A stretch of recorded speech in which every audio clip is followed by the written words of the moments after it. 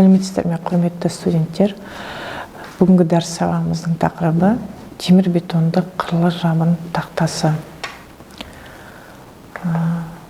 Темірбетонды қырлы жабын тақтасы өнеркәсіп ғимараттарында конструкцияларының адымына байланысты 6 және 12 метр болатын үйлердің төбесіне жабуға арналған екен.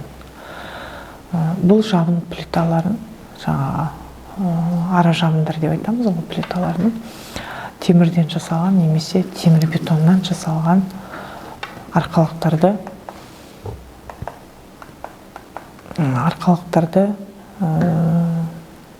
сол арқалықтардың үстіне орналастыруы болып табылады олардың жұмысы. Яғни жабын тақтасы олардың жаңағы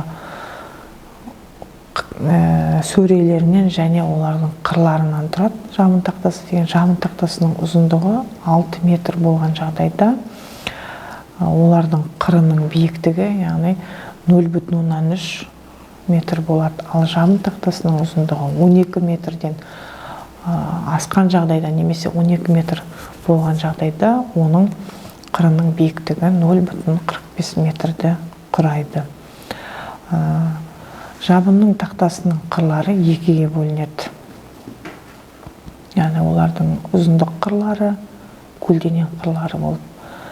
Ұзындық қырларының өзі соңында жаңағы жапсырма детальдар дейміз, бөліктері дейміз, орналастырылады және солар арқылы итарқа арқалықтарына пісіру арқылы бекітіледі.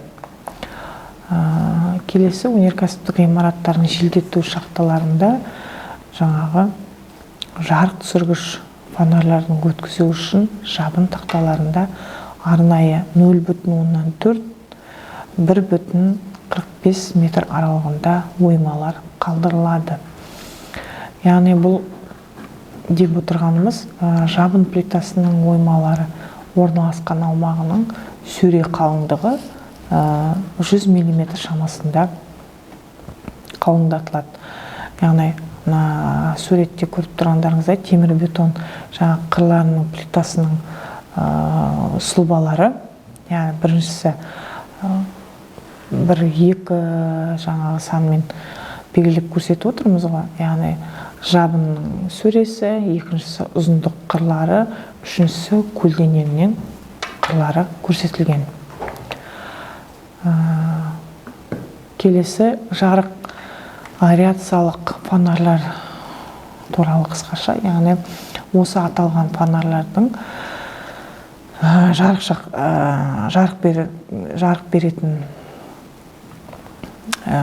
құрылғылар дейміз ғой. Яғни солардың өнеркәсіп ғимараттарында жаңағы жоғарғы жағынан, ғимараттардың жоғарғы жағынан бекітіледі. Яғни табиғи жарықпен қамтамасыз ету және қажетті жағдайда желдету қызметін атқарып отырады. Яғни олардың өнеркәсіптік ғимараттарының ені 18 мм және одан үлкен болған жағдайда орналастырады тек қана. Яғни өйткені енді ғимараттардың ішін жаңағы табиғи жарықпен қамтамасыз ету мәселелері күрделі болып келеді. Яғни фонарлардың бірнеше түрлерге бөлінеді, яғни сонымен қатар олардың атқаратын қызметтеріне қарай, яғни олардың күрделенуіне қарай, олар бірнеше жаңағы қызмет түрлеріне байланысты бөлінеді екен. Мысалы, жарық түсіргіш фонарлар, олар тек қана ғимарат үшін жарықпен қамтамасыз етуге арналған және ашылмайтын терезе жақтауларымен жабдықталады. Екіншісі аэрациялық. Олар тек ғимараттардың ішін желдетуге арналған. Мысалы, көп жылу, газ, шаң бөлінетін цехтарда қолданылады. Келесі жарық аэрациялы. Яғни алдыңғы екеуінің қосындысы деп айтсақ та болады. Яғни бұл фонарлар ғимаратты әр жарықпен әр түрлі қай жерінде орналаспасын мейлі. яғни барлық жарықтың қамтамасыз ете отыра ғимараттың ішінде желдету қызметін атқарады. Яғни олар әйнектелген ашылып жабылатын терезелер жаңағы жарықшалармен жабдықталады. Яғни сонымен қатар орналасуына да байланысты. Қысқаша айтатын болсақ, яғни олардың өзі де екіге бөлінеді, орналасуына байланысты. Яғни ұзындық бойына орналастырылған фонарьлар, осы аталған фонарьлар қазіргі құрылыс саласында кең қолданылады және салыстырмалы түрде құрылымдары қарапайым болып келеді.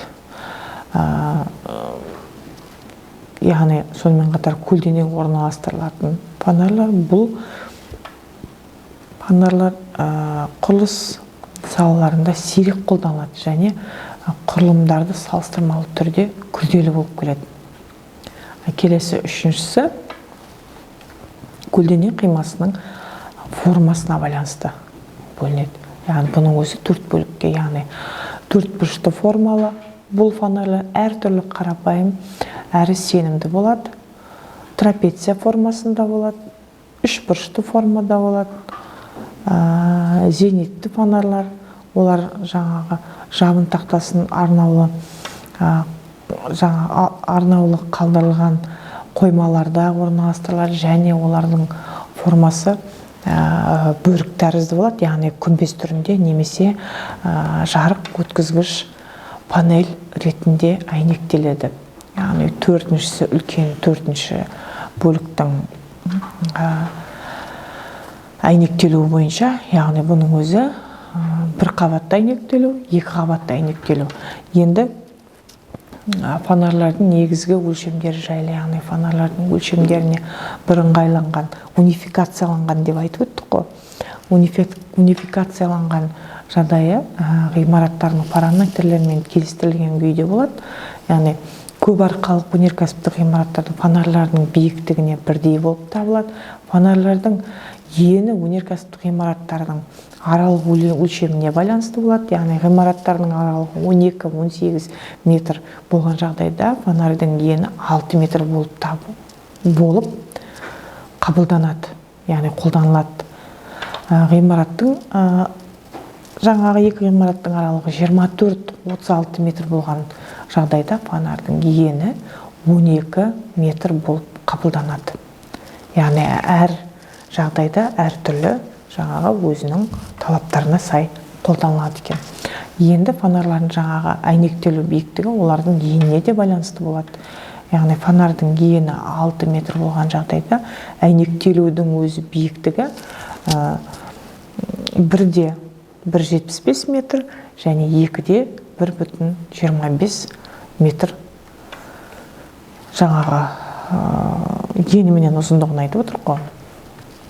1-де 1,75, 1,25-те, яғни 2 болу керек. Фонарьдың ені 12 метр болған әйнектелуінің биіктігі 1,5 метр мен 2 метрдің аралығында болуы тиіс.